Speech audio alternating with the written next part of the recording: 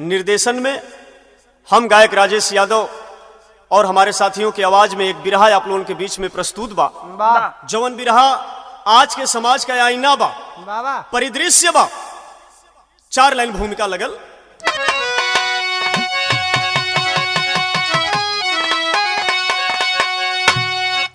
तले डूबा आज मानव को कुकर्म है, जहां इंसानियत की गला घोटी जाती। समाज का दर्पण आज अंधा बना, नारियों की दशा पे तरस है आती। कलंकित बनी नारियां कुछ ऐसी बेशर्मी, निरीह नारियों पर सितम जो ढहाती।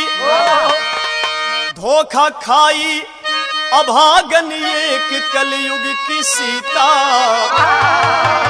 अपनी करनी पे पछताती आंसू बहाती।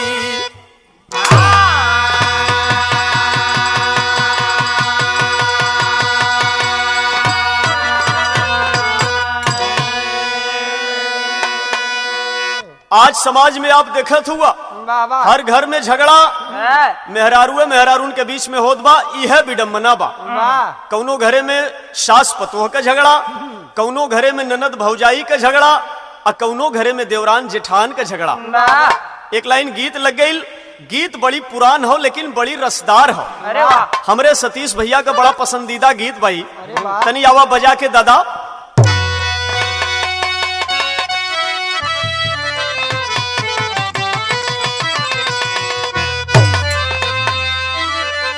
वह गीत बा कि अरे हाल क्या है दिलों का न पूछो सनम।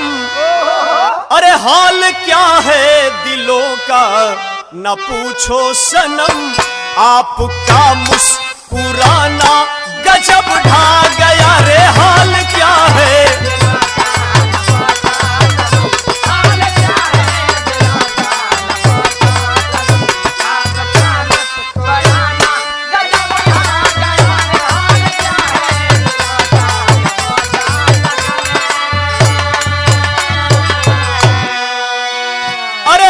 क्या है दिलों का न पूछो सनम।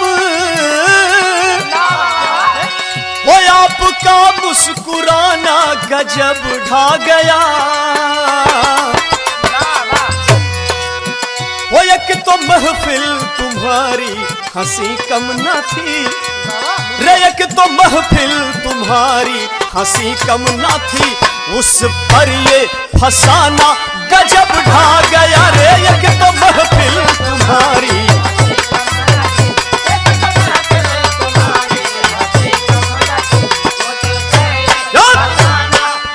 अरे क्या बात है।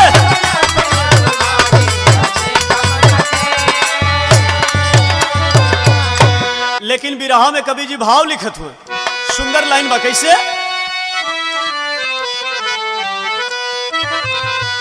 कि अरे जब जवानी मिली क्यों ना चाहत मिली। अरे जब जवानी मिली क्यों ना चाहत मिली। लड़ी तिरछी नजरिया कहीं पर कहीं।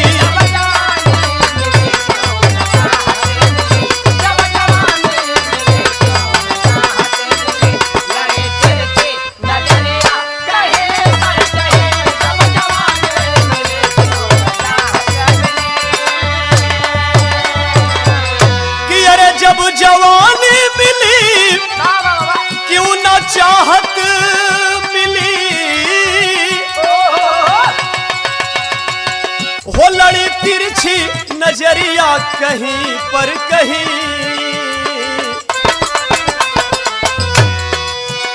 होती खुशियों की बरखा कहीं पर सदा। होती खुशियों की बरखा कहीं पर सदा। घेरी गम की बदरिया कहीं पर कहीं।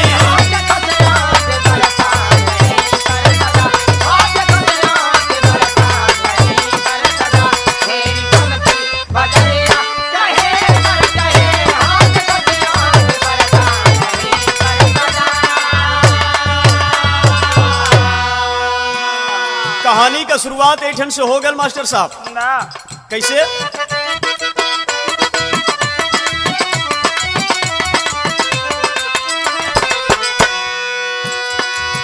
जवानी अंधी होती, जवानी अंधी होती जो संभल ना पाती है, सुझाता कुछ नहीं दर दर की ठोकर खाती है।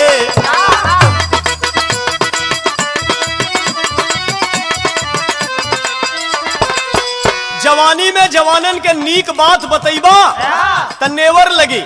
जवानी के जंग में, जवानी के जोश में वो लड़का कही अरे यार अपन सूझ अपन समझ अपने लगे रखा, हम सब जवानाई देख ले। लेकिन कवि जी का सुझाव बा ये जवानी में जवानन के, कवि जी संकेत दिलन की जवानी के जोश में होश के मत खोआ। बहुत बढ़िया संकेत बा। कैसे?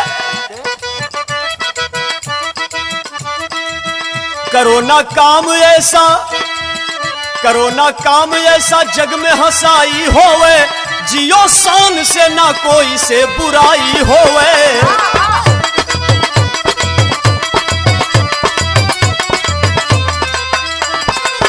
कहानी कहां से लेवल गई? मध्य प्रदेश में, मध्य प्रदेश में बिलासपुर कस्बा है, ठेकेदार राम प्रताप का जज्बा है।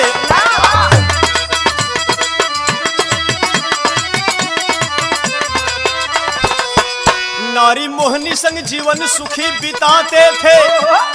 मध्य प्रदेश अंतर्गत बिलासपुर शहर में राम प्रताप सिंह का ठेकेदारी बड़ी चमकल हो। मेहरारू का नाम मोहिनी, मात्र 2 बच्चा परिवार में, एक बेटा और एक बेटी। भाव लगल है कैसे? नारी मोहनी संग जीवन सुखी बिताते थे, कमी थी घर में ना रुपया बहुत कमाते थे।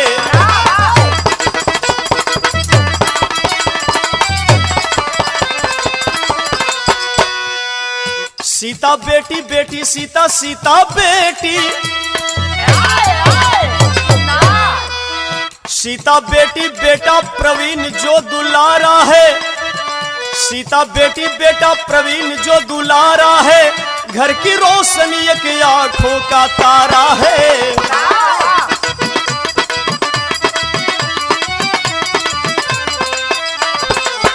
हुई सयानी सीता गोरा रंग बदलिया में,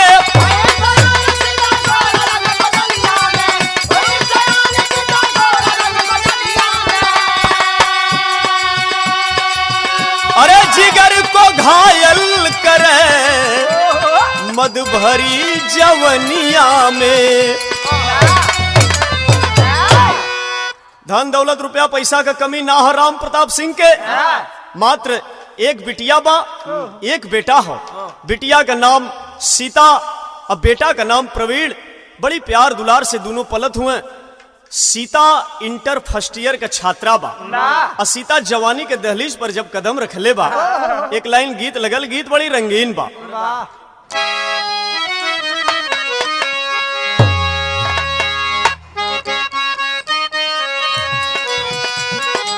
कौनो मेहरारू, कौनो मेहरारू का मर्द ड्राइवर है, वो मेहरारू अपने गोतिन से अपने ड्राइवर मर्द का बखान तनी बढ़ चढ़ के बतावत बा। कहलस की मिलल ड्राइवर सैया, मिलल ड्राइवर सैया, दबावे भोपू धीरे धीरे धीरे धीरे धीरे धीरे।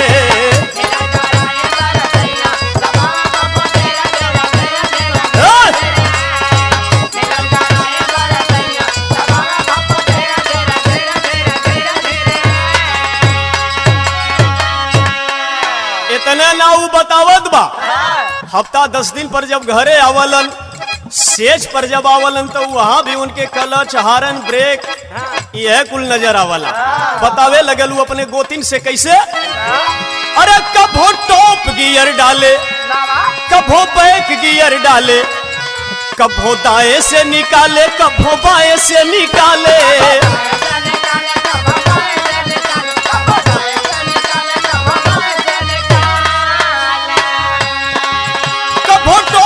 डाले कभो बैक गियर डाले, कभो बाएं से निकाले, कभो दाएं से निकाले।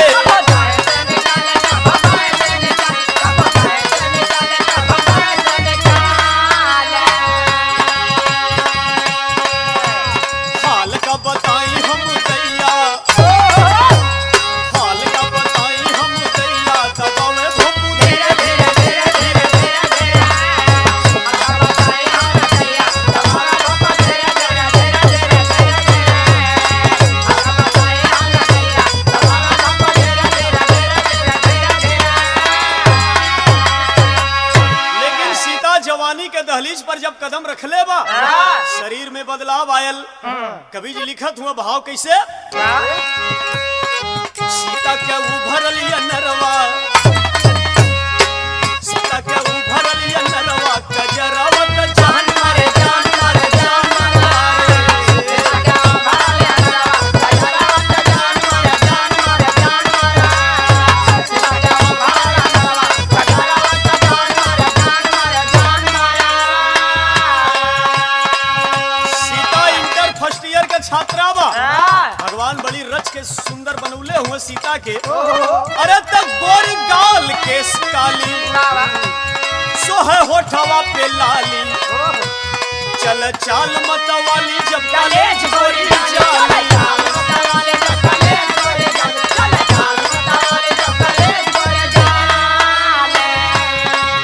गोरी गाल के काली सोहे होठवा पे लाली, चल चाल मतवाली जब कॉलेज गोरी जाली। तड़पल कहानी भंवरवा, तड़पल कहानी भंवरवा कजरावत जान मारे जान मारे जान मारे, कहानी भंवरवा कजरावत जान मारे जान मारे जान मारे, तड़पल कहानी भंवरवा कजरावत जान मारे जान मारे जान मारे।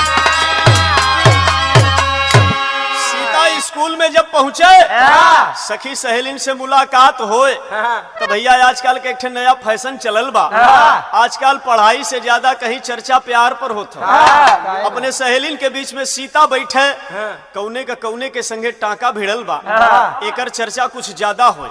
सीता भी अपने सहेलिन के बात सुने तो मन में सोचा काश मुझे भी कोई प्यार करता, हम भी किसी को चाहते, कितना रंगीन हमार जीवन हो।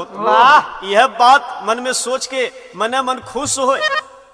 एक दिन का बात, राजू नाम का लड़का सीता का हाव भाव देख के समझ गल कि ओहो पंखा जम गल बा चिरई के, अब बस उड़ौले के देरी हो। ए भैया एक दिन रजुआ और सीता का जब नजर नजर से टकरायल, एक ठे आंख अपन रजुआ दबा देलस। सीता शर्मा के चेहरा पे हल्का सा होठ पे मुस्कान लियाए के आगे बढ़ गई। रजुआ समझ गल कि सिंगल हरियर हाव खाली गाड़ी दौड़ौले का देरी बा। एक दूसर के दिन राजू पहले से खड़ा होकर इंतजार करत बा। आइल सीता, सीता की कलाई को पकड़ लिया और कलाई पकड़ के दार्शनिक अंदाज में राजू समझा रहा है सीता को। क्या समझा रहा है? वह गीत बा,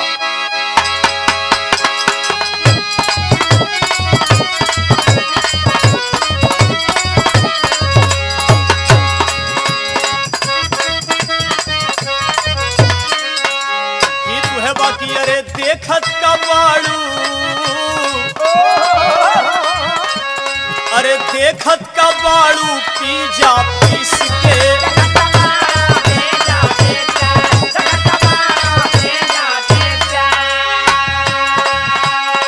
कौनो देहात का लड़का टकरा गल शहर के लड़की से, लड़की घूर घूर देखे लगल देहात वाला लड़का टाइट हो गलस किया।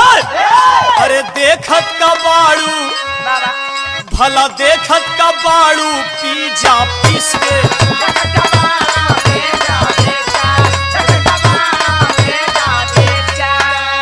कहलस कि अरे तू 17-18 का, तू 17-18 का तो हम है 20 के।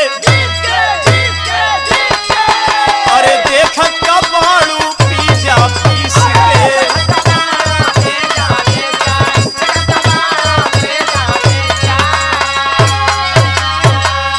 लेकिन रजुआ कलाई पकड़ ले हो सीता के, पकड़ के कलाई दार्शनिक अंदाज में समझावत है। कहलस कि चाहिला तोहके, अरे चाहिला तोहके रहा न कट के,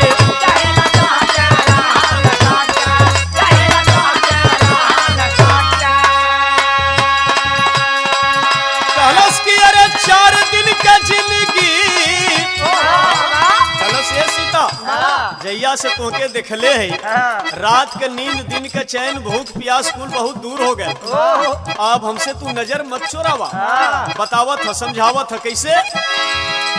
4 दिन का जिंदगी हो बहिया में आके, अरे प्यार सटके अरे चाहिला तोहके रहा न कटके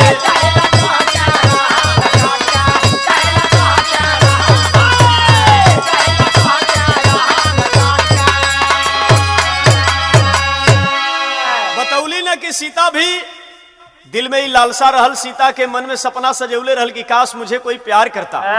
आज वो साथी मिल गया। सीता के दिल में भी लड्डू फूटे लगल। धीरे धीरे दोनों तरफ प्यार उतने हो, आग उतने हो दोनों तरफ। आखिरकार प्यार परवान चढ़े लगल। साथ जिए मरे का जब दोनों प्रेमी कसम खाए लगलन तो कवि जी भाव लिखलन है। अरे फंस गई चिड़ई बहेलिया के जाल में, दिनवा बितावे अपन राजू के ख्याल में।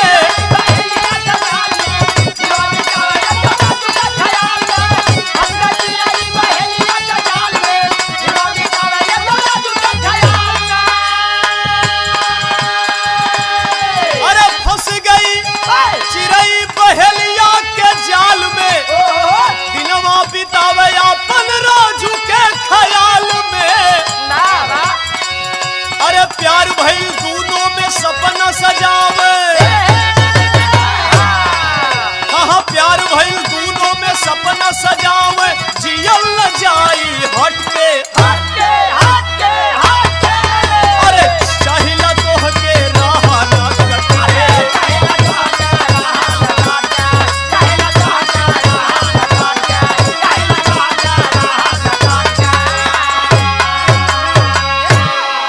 जब साथ जिए मरे का कसम खा लेलन, एक दिन रजुआ बड़ा प्यार से मौका देख के समझावत हो कि ये सीता छुप छुप के हमन कै दिन मिलल जी प्यार के दुश्मनन से। एक काम करा, काहे न ऐसने जगह भाग के चलल जा जहां हमरे तोहरे बीच में तीसर कौनो व्यक्ति न हो जौन हमहन का दुश्मन हो, प्यार का दुश्मन हो।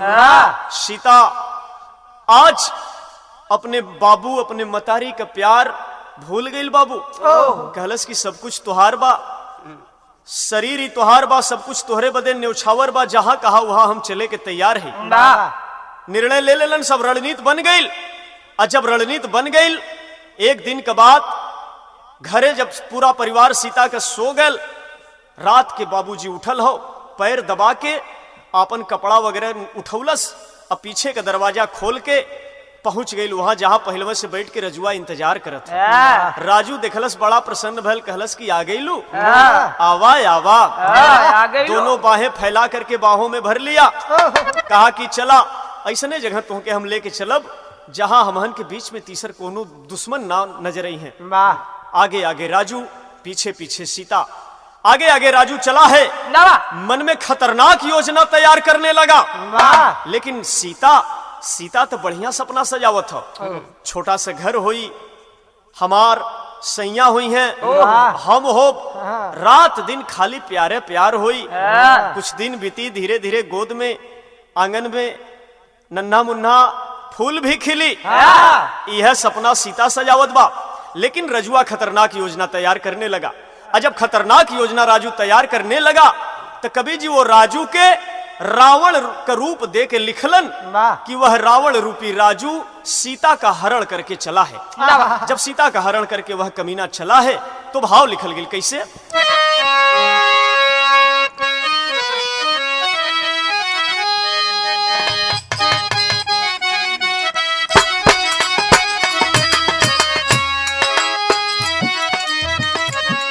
प्यार की जाल में वह कमीना फंसाया जब, तो कवि जी लिखते हैं भाव। अरे मीठी पतिया सुन बहक गई,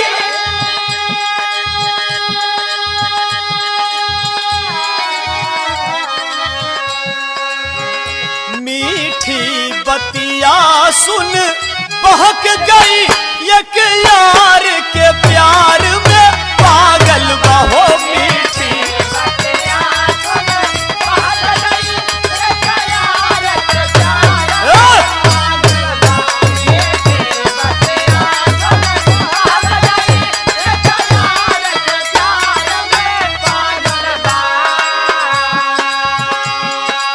करके पहुंचा वह कमीना रेलवे स्टेशन पर। ट्रेन में बैठ गया, ट्रेन चल देती है। उतरल कहाँ उतरल?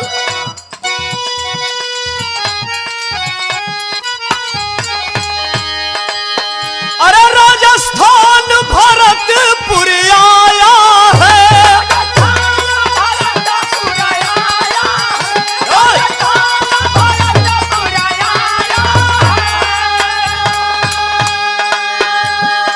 अरे मुनिया के कोठे बैठाया है।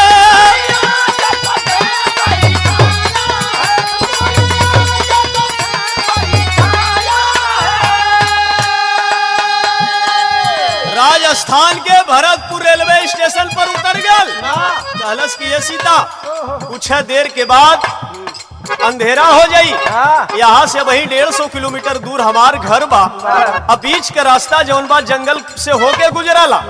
एक काम काहे न कर तू, आज का रात यही बगलिए में हमारे मौसी का घर बा, मौसी के घरे रुक जा। सवेर होई कोर्ट में चल के शादी कर ले। मौसी के घरे के बगल में एक मंदिर बा, पहले तो मंदिरे में चल के शादी करब, फिर कचहरी कोर्ट जब खुली चल के सब एकदम पक्का फाइनल कर ले के बा। तो उसे जब हमार कोर्ट मैरिज हो जाई, कागज हमन के लगे हो जाई, ये जमाना ये दुनिया ये समाज का करी हमन के बतौली न। भगवान से भी ज्यादा भरोसा राजू के ऊपर सीता करने लगी थी। कैलाश का वो कमीना अरे बेचा 10,000 रुपया में, बेचा 10,000 रुपया में ठुकरा के प्यार भागल बारे। बेचा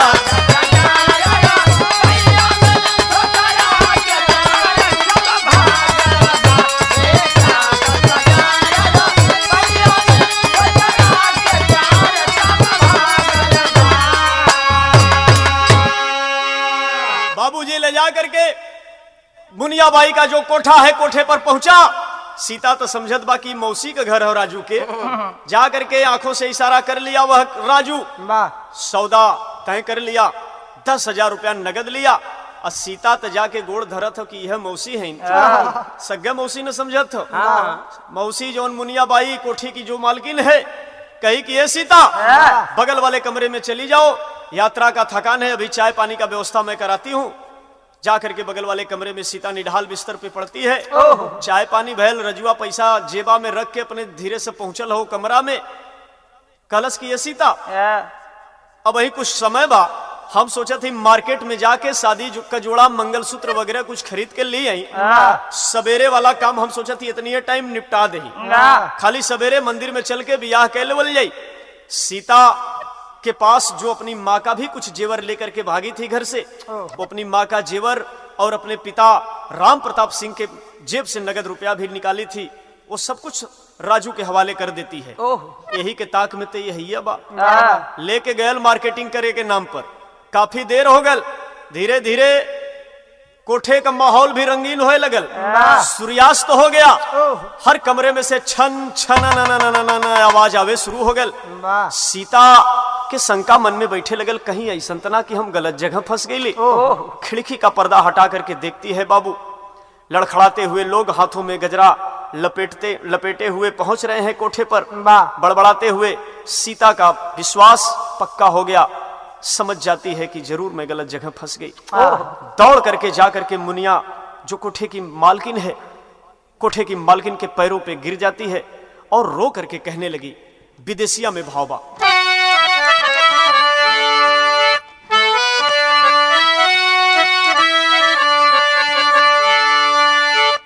तब मौसी मौसी कही के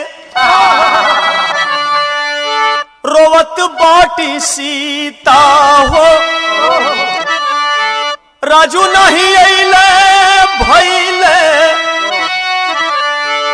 आखी से सपनावा, अरे कही के गईले भरब मांग से नूरा हो, लेकिन नहीं अइले कैले हमके बेगनावा। है सीता, रो करके कहने लगी कि नाही जनली, अरे नाही जनली प्यार में अनहार होई दुनिया हो, अरे छोड़ी दे तू कतहू डूबी के देत जनावा। खलस की मौसी, हम कोनो ऐसन वैसन घरे के ना ही, बहुत खानदानी और बहुत ऊंचे परिवार के लड़की है, इतना बड़ा प्यार में धोखा होला। अगर जरा सा भी हमके भान रहल होते बात के, ऐसन कभो गलती हम न कैले होई, छोड़ दा, हमके जाके कहीं नदी नाला में डूब के अपन जान दे दे, लेकिन इस समाज में घर में परिवार के लोगन के सामने मुंह ना दिखाई। इतना सुनना था, खींच करके थप्पड़ मारती है वह मुनिया, खबरदार लड़की, अरे 1 2 10 2 4 5 हजार नहीं, सीधे सीधे 10,000 रुपया में खरीद ले है। तू त जाने ली न, हमन कई चमड़ी बेच के दमड़ी कमाए का धंधा है। ऐसन कर, आज के बाद जबान पर अपने कभी यहाँ से जाए का नाम मत ले। घुंघरू का छल्ला उछाल देती है, बांध ले लड़की अपने पाँव में। आज घुंघरू का छल्ला लेके झंखत हो सीता, रो के कहत हो कि मौसी जितना तुहार दौलत लगल हुई हम दूना तिगुना अपने बाबू से कह के दिवा दे, हमके छोड़ दा। खबरदार लड़की, पैरों में घुंघरू बांध ले। आज सीता के पाँव में पायल बनाए के चाहत रहल, जौने पाँव में घुंघरू बन्हे के बारी आ गई, जौने गले में मंगलसूत्र होए के चाहत रहल, आज वो गले में बेला का गजरा पहिरा देवल गया। सीता रोवत हो, टेरी का भाव कभी लिखत हुआ।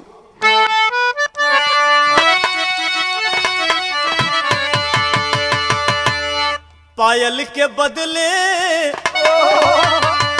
घुंघरू बध गया, अरे पायल के बदले घुंघरू, ओ पायल के बदले घुंघरू बध गया, तयासिक मिला बेवफा बनी मासूका घायल। पायल के बदले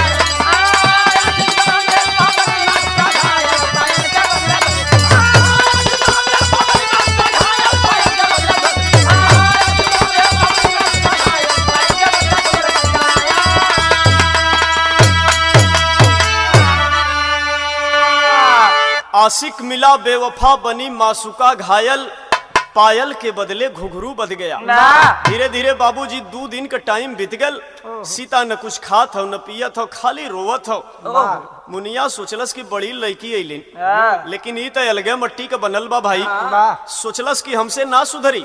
एक दूर की सहेली अपनी, जो वो भी कोठे की मालकिन है, जिसका नाम चंपाबाई, निकाल के मोबाइल तुरंत उसके नंबर पे डायल करती है। कलश ये चंपा, परसों के एक ठे ऐसा चिरई हमरे कोठे पर आइल बा, जवन कुछ पंखा ज्यादा फड़फड़ावत बा, हमके पूरा विश्वास बा कि वोकर पर कतरे का काम तो ही कर सकेलू। कलश की बोल कै रुपया में खरीद ले हो? कलश की ऐसा हो, अब परसोइया ओके हम 15,000 में खरीद ली है, और दाम का दाम है, अगर दे के ले जाल चाहत हूँ तो ले जाई, हमरे कपारे का बवाल बा।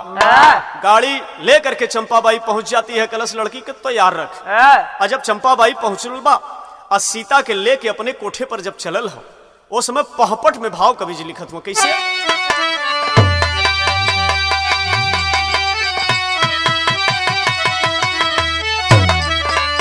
कि अरे रोवे सीता पीट पीट के छाती रंडी कोठे पर, रोवे सीता पीट पीट के छाती रंडी कोठे पर, अरे दगा कमाया हमरे संग संघाती रंडी कोठे पर।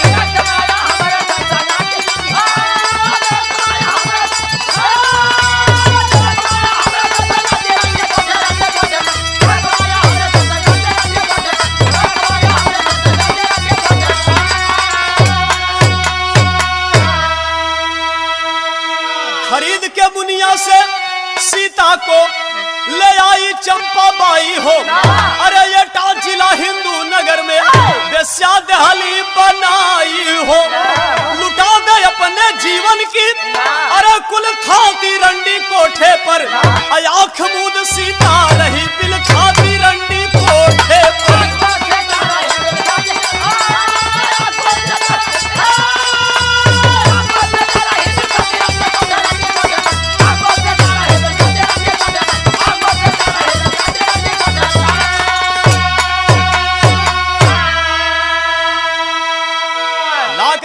चंपाबाई चमड़े का बेल्ट ले लेती है, खींच के 3-4 बेल्ट पीठ पर जमौले बा। कलश की सुन, हम मुनिया ना है कि जौन तोर आंसू देख के हम पिघल जा। ई चंपाबाई का कोठा बा, यहाँ रोए धोए से काम चले वाला नहीं बा। एक काम कर, बहुत जल्दी घुंघरू का छल्ला फेंक देती है सामने, बांध के पैरों में तैयार हो जा, ग्राहक तेरे इंतजार में खड़े हैं। आखिरकार मेरे बाबूजी हिंदुस्तान की लड़कियों की जिस बात को सोच करके तमाम हिंदुस्तान की लड़कियों की, औरतों की रूहें कांप जाया करती हैं। हमारे हिंदुस्तान में अपने इज्जत, जान से भी ज्यादा इज्जत अपनी प्यारी जिस देश की लड़कियों की होती है, आखिरकार उस नरक में सीता को उतरना पड़ा। तो भाव लिखे कवि जी, आल्हा में प्रमाण लगल है।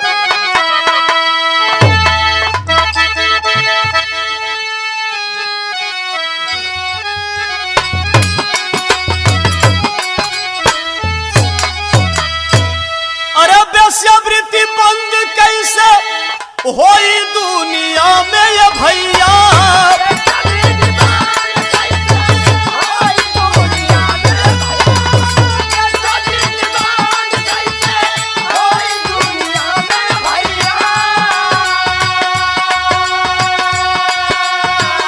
कितना उपाय हो लगाई सरकार,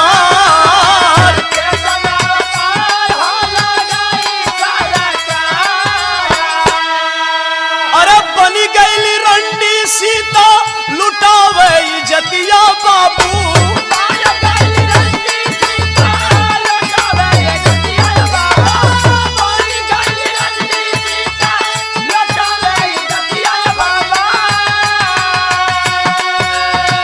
अपन बदनिया हो करी के उघार,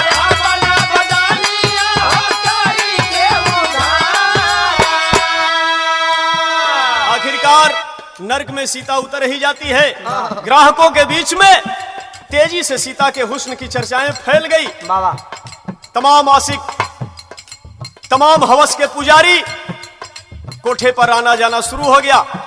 धीरे धीरे चर्चा एक सुधीर नामक नौजवान के कानों तक पहुंचा है। जब उसके कानों में यह खबर पहुंची कि चंपाबाई के कोठे पर कोई ऐसी लड़की जो खानदानी लड़की है, किसी मजबूरी में फंस के किसी तरह इस दलदल में, इस नरक में आई है, निर्णय लिया चलकर मैं मिलूंगा और प्रयास करूंगा कि उस सीता को नरक से निकालूं। आखिरकार पहुंचा वह नौजवान, तब भाव लगल यहां सरदर में,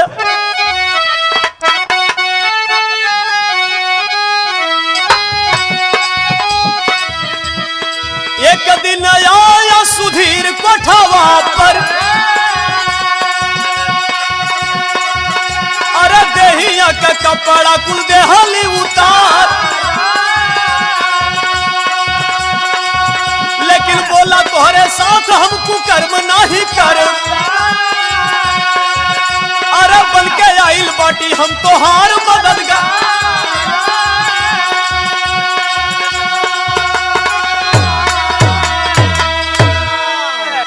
बाबू सीता के कमरे में सुधीर प्रवेश किया। सीता कपड़े उतार देना चाहती है अपने बदन से, लेकिन रोक दिया सीता को। कहा नहीं सीता, मैं उन तमाम ग्राहकों में से नहीं हूँ। अरे मुझे तो पता चला है कि तुम किसी अच्छे परिवार की लड़की हो, किसी मजबूरी बस यहाँ चली आई, कैसे आई, अपने विषय में जरा मुझे बताओ, मैं तुम्हारा सहायता करना चाहता हूँ। इतनी बात जब सीता सुनी है, हंसने लगी। खैलस ए बाबू, सहानुभूति दिखौले के जरूरत नहीं बा, जो उन्हें काम से आयल हुआ वो काम निपटावा, दूसर ग्राहक हमारे इंतजार करत हुआ। वैसे भी अब ये दुनिया, ये समाज से हमार विश्वास भरोसा उठ गल बा। लेकिन कुछ देर बातें किया और वह नौजवान चला गया वापस बिना सीता को छुए। दूसरे दिन फिर पुनः पहुंचा उस कोठे पर और कमरे में प्रवेश किया सीता के, बातें किया। बात करने के बाद फिर लौट गया, छुआ तक नहीं। धीरे धीरे सीता के भी दिल में प्यार की अंकुर पुनः फूटने लगी और राजू निर्णय लेता है कि एक बार जीवन में और सीता भागो, एक बार भरोसा और करो। आखिरकार कोठे की मालकिन को विश्वास में लेकर के सीता एक दिन कोठे से भाग जाती है। आल्हा के आखिरी लाइन बा,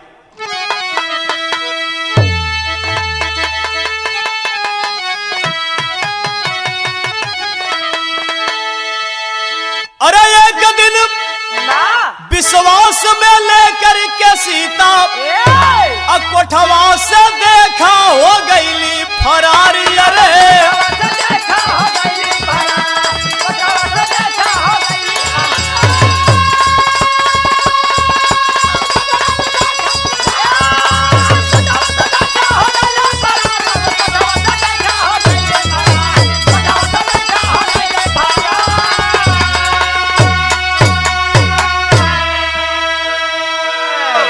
अपने जीवन में पुनः भागने का निर्णय सीता ले लेती है।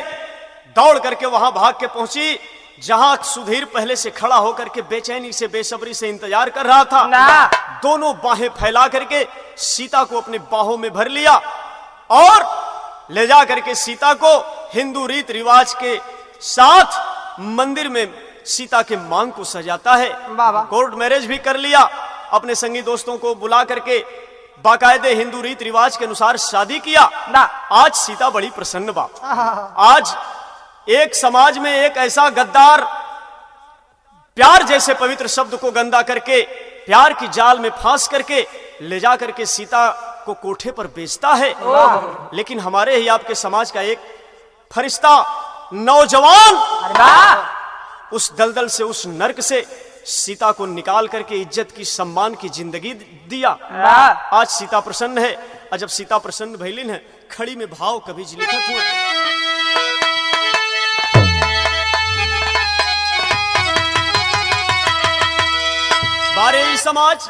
बारे समाज में कुछ ऐसा लोग भी हुए ये से कहे के पड़ल। अरे आज में फैलल बा गंदगी, सीता झेली है ना विपतिया नरक जिंदगी।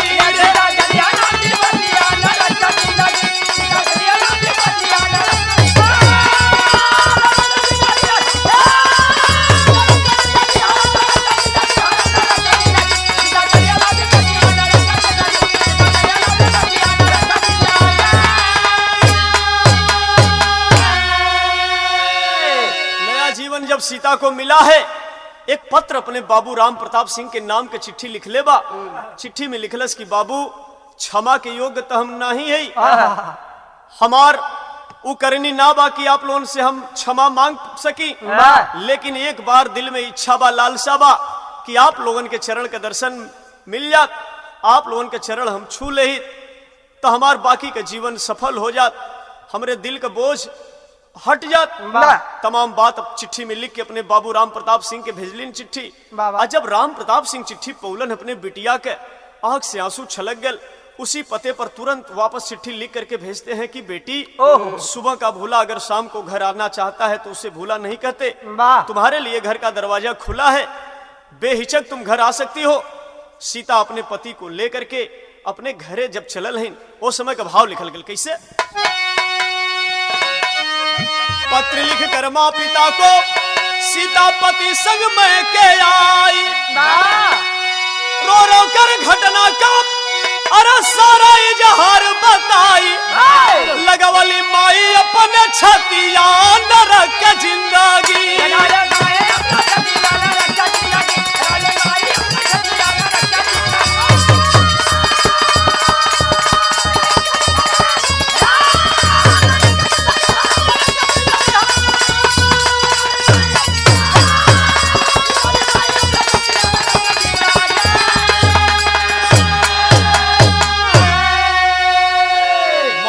के छाती से लग के सीता पूरी आप बीती घटना बाबूजी वर्णन कैले बा। माई बाबू दोनों जने के आंख से आंसू चलत हो। आज सीता अपने माई बाबू के पाके बड़ी प्रसन्न बा। आखिरकार बाबू राम प्रताप सिंह भव्य रिसेप्शन कैलन, भव्य बिरादरी के लोगन के बोलौलन, बेजोड़ कार्यक्रम भोज देले हुए, आसान के साथ अपने बिटिया के पूरा गृहस्थी का सामान दे के एक सप्ताह के बाद विदाई कैलन। आज सीता अपने पति के साथ अपन बचल जीवन बड़ी खुशी से बितावत हो। विरह समाप्त भइल, लेकिन आज के समाज में एक संदेश बा। क्या संदेश बा? गुरु बिहारी गुरुपत्तु मत ऐसे धोखा खाना, राम सकल सीता राम कहे ना तो होगा पछताना। अरे पायल के बदल